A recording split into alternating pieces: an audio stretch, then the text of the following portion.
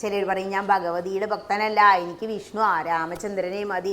അപ്പോൾ ആ പൂക്കൾ എവിടെ പോയി വീഴും? ശ്രീരാമചന്ദ്രസ്വാമിയുടെ കാൽപാദങ്ങളിൽ വീഴും എന്ന് മനസ്സിലാക്കിക്കൊണ്ട് ഈ ചെയ്യുന്നതൊന്നും ചെറിയ കാര്യങ്ങളല്ല. കാരണം നമ്മളെ ഇപ്പോൾ ദീപാരാധനയ്ക്ക് നിങ്ങളിവിടെ വന്നു, നല്ല ഇരുട്ടല്ലേ, ആരും വന്നില്ലെങ്കിൽ. അത്രയും ഇരുട്ടിൽ തിരുമേനി അവിടെ ഒരു ദീപം അങ്ങോട്ട് കൊളുത്തി വെച്ച് കഴിഞ്ഞാൽ ആ വലിയ ഇരുട്ടിനെ അകറ്റാൻ ഒരു ചെറിയ ദീപത്തിന് കഴിയുന്നില്ലേ? അതുപോലെയാണ് നമ്മളുടെ ഓരോ ചെറിയ ചെറിയ സൽക്കർമ്മങ്ങളും. അതിന് വലിയ ശക്തിയുണ്ട് എന്ന് മനസ്സിലാക്കുക. സൽക്കർമ്മങ്ങൾ എന്ന് പറഞ്ഞാൽ എന്താന്ന് ചോദിക്കുക. അപ്പോൾ ക്ഷേത്രത്തിൽ വരുന്നത് സൽക്കർമ്മമാണ്. ഇവിടെ വന്ന് എന്തെല്ലാം സേവനം നിങ്ങൾ ചെയ്യുന്നോ അതെല്ലാം സൽക്കർമ്മമാണ്.